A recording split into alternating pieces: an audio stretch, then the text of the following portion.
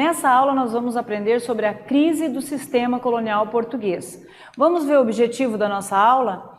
Compreender os motivos que levaram à crise do Império Colonial Português na América. Veja, aqui nós temos um mapa mostrando quais os lugares no mundo eram possessão portuguesa. Veja, na Ásia, Goa, Damão, Ju, Macau e Timor-Leste, né? Timor, que depois foi dividido em Timor-Leste. África, Guiné, Cabo Verde, São Tomé e Príncipe, Angola e Moçambique. E aqui na América, o Brasil.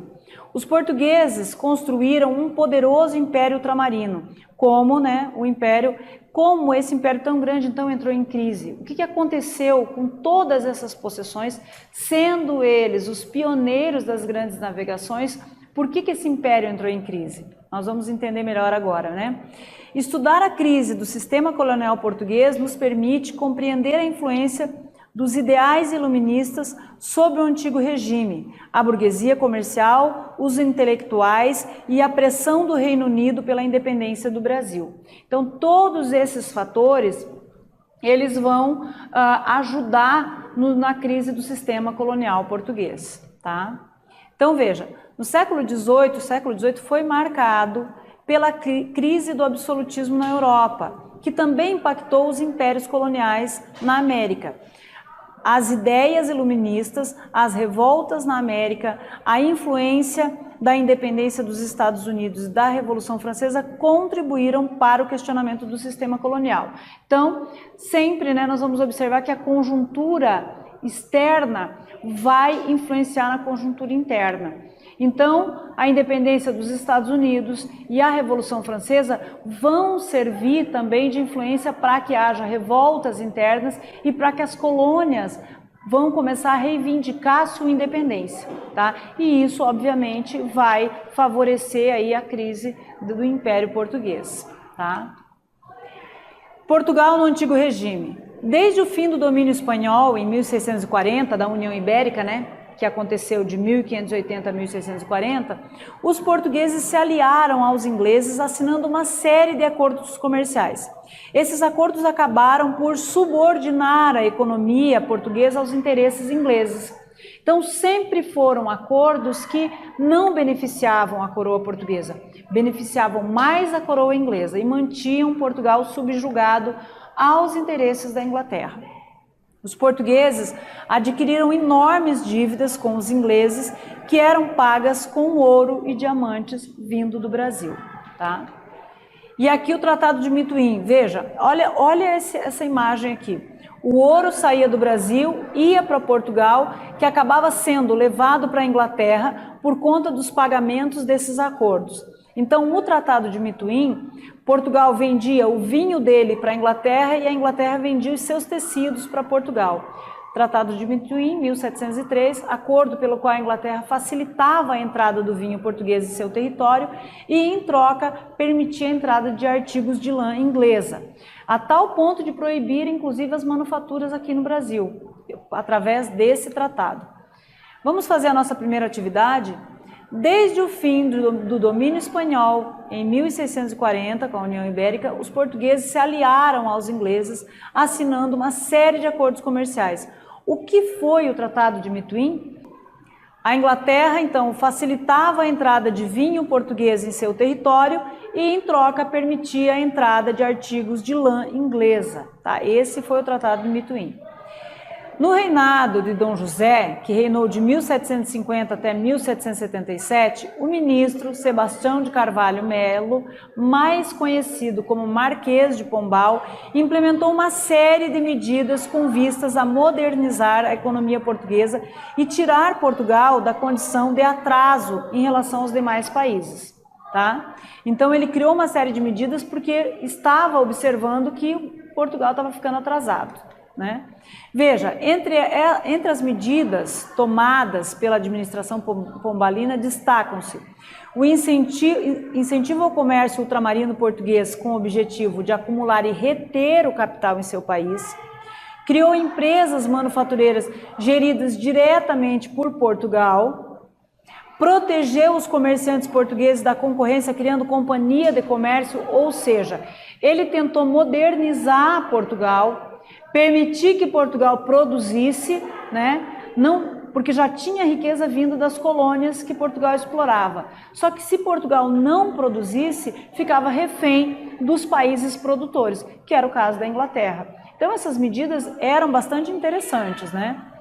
Modernizou também o ensino de Portugal, aumentou o controle sobre a economia portuguesa, combatendo o contrabando e a sonegação fiscal, e expulsou os jesuítas do reino e da colônia em 1759 e confiscou os seus bens. Então a igreja dos jesuítas, Alcântara, Maranhão, tá? Então veja, tirou esse poder dos jesuítas, né? Vamos para a nossa próxima atividade. Qual era o propósito das medidas tomadas pela administração pombalina? As medidas pombalinas tinham o propósito de modernizar a economia portuguesa e tirar Portugal da condição de atraso em relação aos demais países, tá? Então vamos ver a ascensão de Dona Maria, né? Logo depois, então, a sucessora de Dom José, Dona Maria, que governou então de 1777 a 1792, preservou a orientação absolutista e, em parte, deu continuidade à política de Marquês de Pombal. Uma de suas principais medidas foi restaurar os privilégios de muitos nobres atingidos pelas reformas de Pombal. Veja, tirando o privilégio, modernizaria a economia portuguesa, Portugal continuaria avançando e poderia deixar de ser dependente dos acordos com a Inglaterra. Quando ela ascende ao poder, ela retoma esses privilégios. E isso, obviamente, prejudica o desenvolvimento de Portugal e Portugal vai continuar refém, então, desses acordos que ele faz com a Inglaterra. Quer dizer, foi uma medida que ela tomou que não foi inteligente. Garantia o poder dela, mas não garantia a prosperidade do reino de Portugal, né? Sobre as colônias, ela exerceu também controle sobre os impostos, maior controle sobre os impostos cobrados, tá? Reflexo sobre o Brasil, tá? O aumento do controle português sobre as colônias coincidiu com um momento de diminuição da produção aurífera, o que gerou protestos e revoltas. Então aqui a gente percebe, ó, como vai crescendo a produção de ouro em 1700, 1.470 quilos de ouro, né?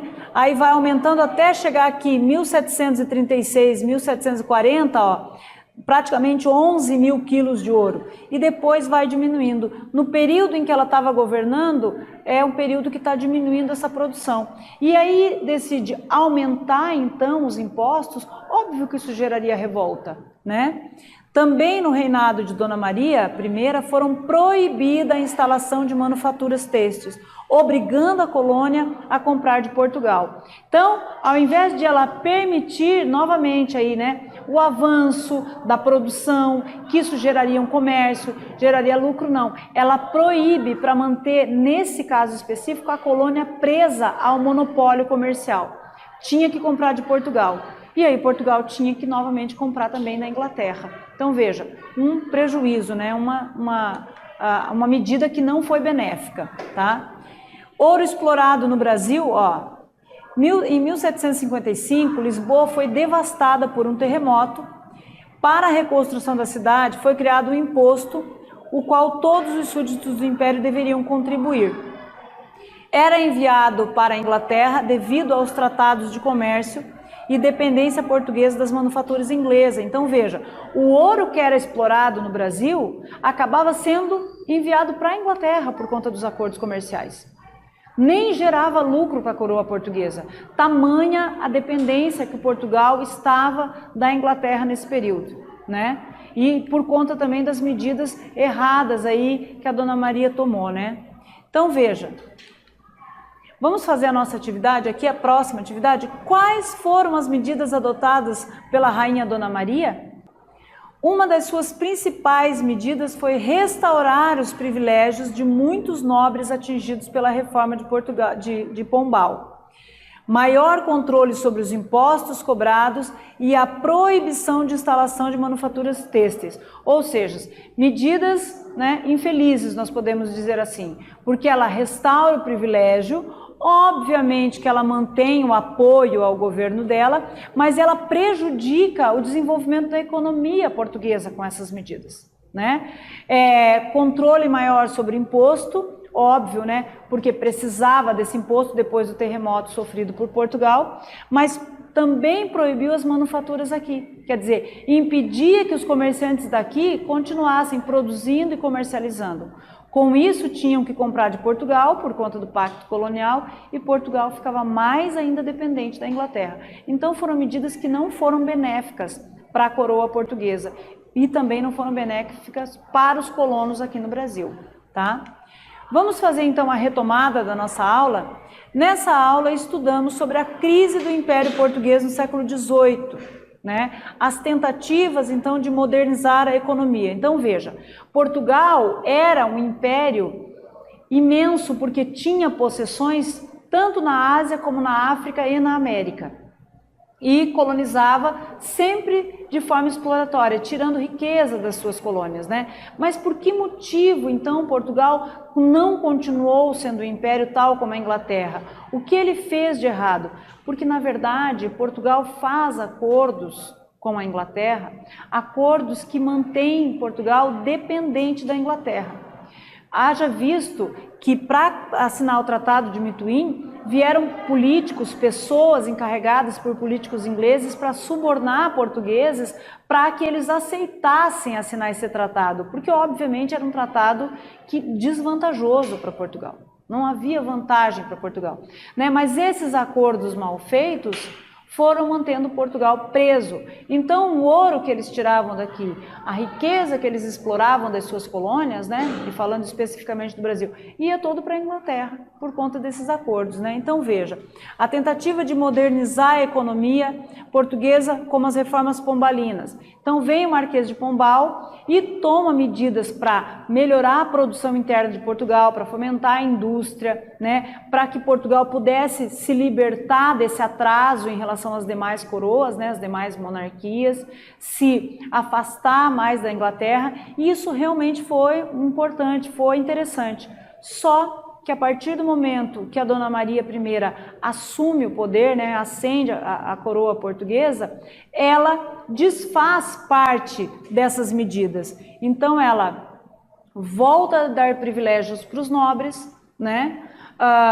Impede as manufaturas aqui no Brasil, o que prejudica os comerciantes, mantém o pacto colonial, mas mantém retoma de novo a dependência de Portugal em relação à Inglaterra, tá? Então veja, as medidas adotadas pela Rainha Dona Maria e seus reflexos sobre as colônias, especialmente sobre o Brasil. Então perceba que a crise do Império Português, ela se dá por conta de uma série de medidas erradas, né, tomada pelos reis portugueses, que mantiveram Portugal dependente da Inglaterra, né, e por isso Portugal deixou de ser um império e acabou perdendo poder, inclusive, sobre as suas colônias. Tudo bem? Eu espero que vocês tenham gostado e até a próxima.